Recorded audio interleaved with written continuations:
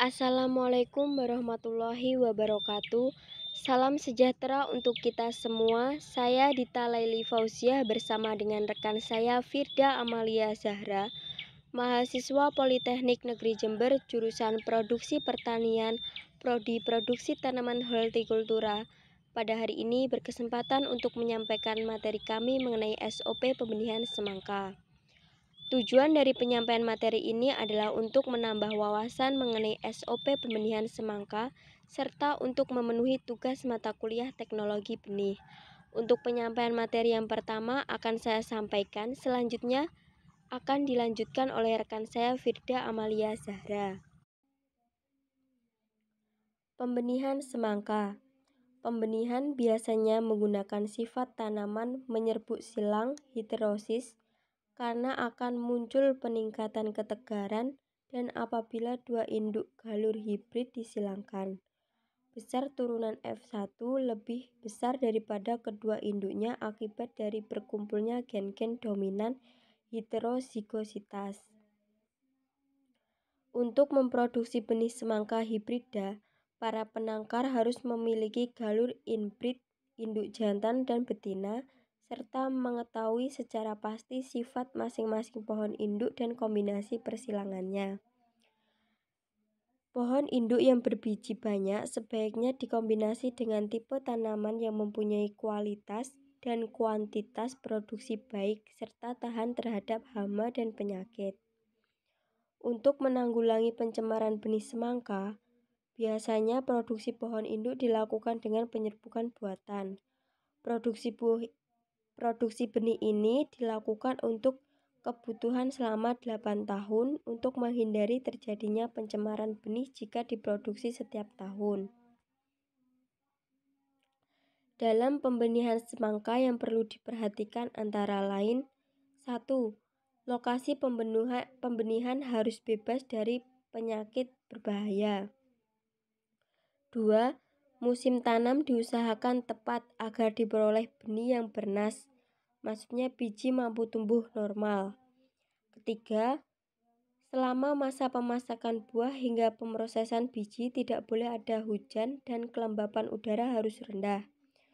Cuaca harus panas dan kering agar jumlah biji yang dihasilkan tidak menurun. Suasana mendung atau sinar matahari kurang baik, maka pertumbuhan bunga jantan maupun betina mengalami kemunduran, kesuburan menurun, mudah gugur, dan kemasakan buah kurang sempurna.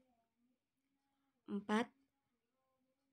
Pengaturan pupuk pertumbuhan tanaman dapat diatur ke arah pertumbuhan generatif atau produksi benih saja, yaitu tanaman dan buah yang berukuran kecil, kurang subur, kurus akan menghasilkan biji yang lemah dan hampa, sehingga pemakaian pupuk N perlu dikurangi, sedangkan pupuk P dan K diberikan dalam jumlah yang banyak.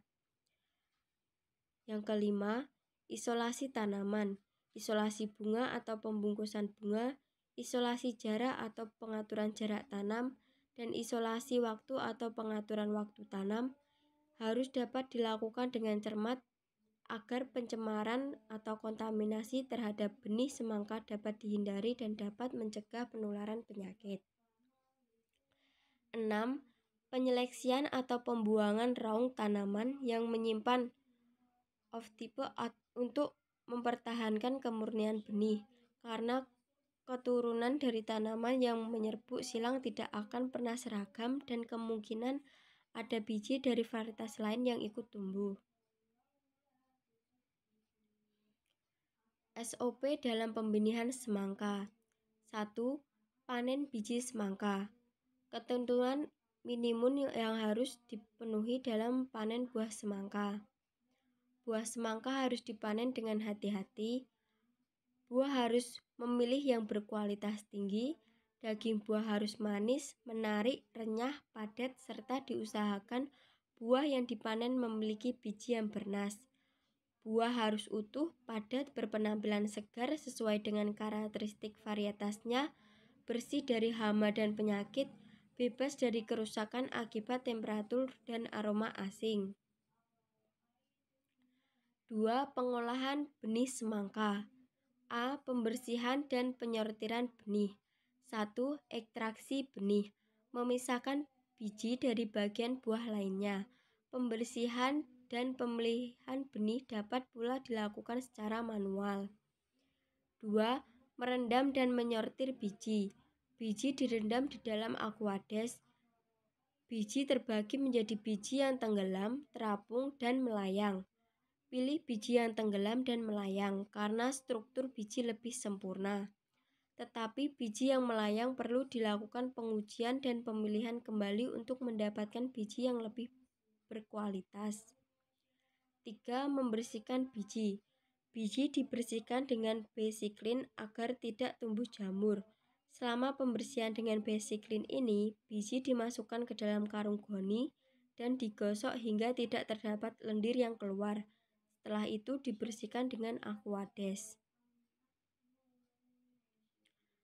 B. Pengeringan benih.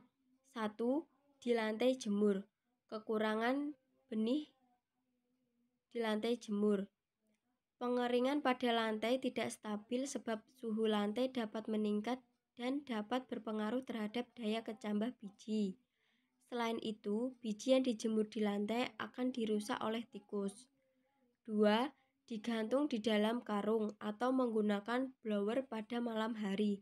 Cara ini dilakukan dengan cara menyimpan biji di dalam karung yang digantungkan atau dengan menggunakan blower pada saat malam hari. Cara ini menghindari gangguan tikus. 3. Penyimpanan. Setelah biji benar-benar kering, biji disimpan di dalam kaleng yang tertutup rapat. Kemudian diletakkan di dalam gudang penyimpanan yang memiliki suhu tinggi dan kelembapan rendah agar udara dan kandungan air di tempat penyimpanan tidak masuk ke dalam biji. C. Pengemasan benih. Pengemasan benih bertujuan untuk melindungi benih dengan baik.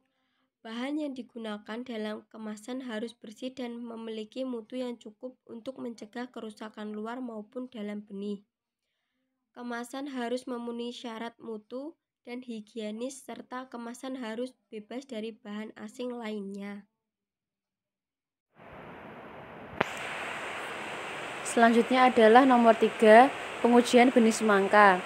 A. Pengujian kemurnian. Hal-hal yang dilakukan dalam pengujian kemurnian adalah 1. Menyisihkan benih.